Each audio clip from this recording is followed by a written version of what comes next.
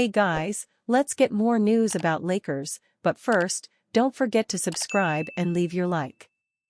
Ex-Lakers big man Montrezl Harrell finds new team, but not in NBA. Former NBA big man Montrezl Harrell has found a new home for his career outside of the NBA. Harrell has agreed to a deal with the Adelaide 36ers of Australia's NBL, according to ESPN's Olgun Yulik.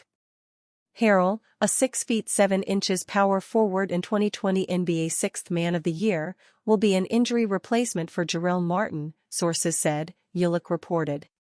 Martin is recovered from his patellar tendon injury, but is dealing with a foot complaint that could keep him off the court until November. Harrell missed all of last season with an ACL injury. He played 8 seasons in the NBA before that for 6 different teams, most recently as the backup center for the Philadelphia 76ers in 2022-23.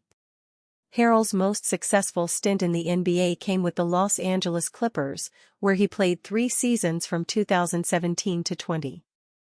In 2019-20, Harrell was awarded the NBA's Sixth Man of the Year award as the league's best bench player. During that season, Harrell averaged 18.6 points and 7.1 rebounds per game and was a crucial piece of a Clippers team that reached the second round in the bubble. Anthony Davis is obviously the key cog in the Lakers' big man rotation, and nothing else matters if their star in the middle is injured or unavailable to play. Davis played in 76 games last season, marking a new career high, and had one of the best seasons of his career. The Brow landed on second-team All-NBA after averaging 24.7 points, 12.6 rebounds, and 2.3 blocks per game, and also landed in 4th place in the Defensive Player of the Year race. Behind Davis, the Lakers' front court is pretty barren. Obviously LeBron James is back and provides elite positional flexibility when he's out there. James can play power forward in small lineups, or he can slide into the backcourt if the Lakers want to go big, which will allow new head coach J.J. Redick to play around with a lot of different combinations. If the Lakers do choose to go big, Rui Hachimura is another big, versatile wing who can space the floor and play defense while providing good positional size. The question still remains what the Lakers are going to do when Davis is on the bench or if he has to miss games, and the prospective answers are similar to what they were in years past. Jackson Hayes is back in the rotation as a hustle player who will work on the glass and hustle on defense, but it remains to be seen if his offensive limitations would hurt the Lakers if he's forced to play extended minutes. Redick and company will also have Christian Wood back at some point when he recovers from his recent knee surgery. Wood can provide spacing off the bench and a much-needed scoring punch, but his defensive concerns have minimized his role in recent years. AllStar scorer reveals the Heat were a legitimate option in free agency. DeMar DeRozan revealed that joining the Miami Heat was a legitimate option for him this summer before he was dealt to the Sacramento Kings in a sign-and trade. Philly definitely was an option. Lakers was an option always. Clippers was an option. And the Heat, DeRozan said on Podcast P with Paul George. Those teams, for sure, were real personal, legitimate options that I was considering. The fact that there was mutual interest between DeRozan and the Heat isn't new. The Athletic's Jovan Buha reported in July that the Heat were viewed as the front-runners to land DeRozan. The Lakers have now turned their attention to DeMar DeRozan, though the Miami Heat are currently viewed as slight favorites to land the 15-year veteran and 6-time All-Star, according to league sources, Buha wrote.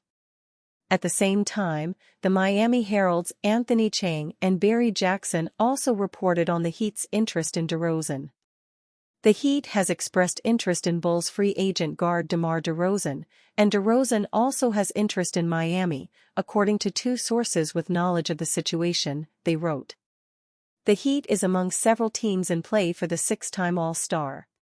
In this latest interview, DeRozan acknowledged that the Philadelphia 76ers, Los Angeles Lakers, and LA Clippers were among the teams he was considering.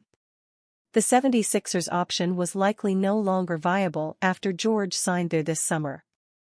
Like the Heat, the Lakers and Clippers did not have the cap flexibility to sign DeRozan to the kind of deal he got from Sacramento. DeRozan signed a 3-year, $76.7 million deal with the Kings via a 3-team sign-and trade involving the Chicago Bulls and San Antonio Spurs. The 35-year-old will make $23.4 million this season. That's more than what the Heat could have offered to DeRozan as a free agent, and executing a sign-and trade was nearly impossible because of Miami's position against the luxury tax.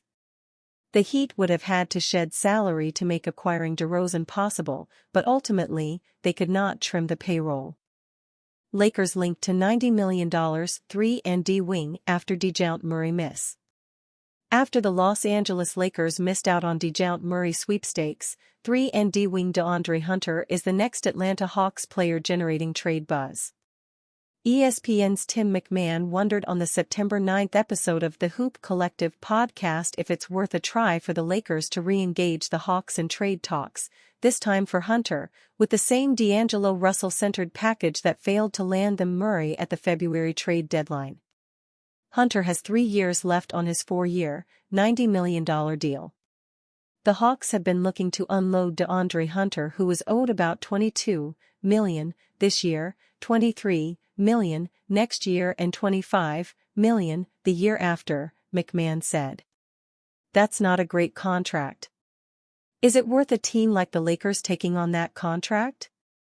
The 6'8" Hunter averaged 15.6 points and shot 38.5% from the three-point range, both career highs, last season. But Jalen Johnson's emergence has the Hawks shifting their priorities, making Hunter expendable. McMahon's ESPN colleague and podcast co-host Brian Windhorst noted that the circumstances have changed, which could soften the Hawks' stance on a D'Angelo Russell-centric Lakers package. The Hawks went down this road last year with the Lakers, Windhorst said. There was a time where there was a lot of momentum, at least on the Lakers' side, where they thought they had a great chance to get DeJounte Murray. Russel'S fit next to Trae Young and his $18 million player option, which he eventually picked up, stalled the deal that could have sent Murray to the Lakers to join fellow Clutch Sports clients LeBron James and Anthony Davis. The Hawks ultimately traded Murray to the New Orleans Pelicans this offseason. At the end of the day, D'Angelo Russell being in that deal, and I don't know if they were gonna have a third team or whatever, the Hawks weren't down with that. At the end of the day, they weren't going in that direction, Windhorst continued. So, you'd be going back to an old ground there where they had already said no, although, granted, they know that this would be the ending year of his contract, that's a different situation. The Lakers' biggest weakness was perimeter defense, which led to 2 Jamal Murray's game-winning shots in their playoff loss to the Denver Nuggets last season. Windhorst noted the Lakers had strong perimeter play when Cam Reddish had a solid stretch early in the season and in their play-in tournament title run.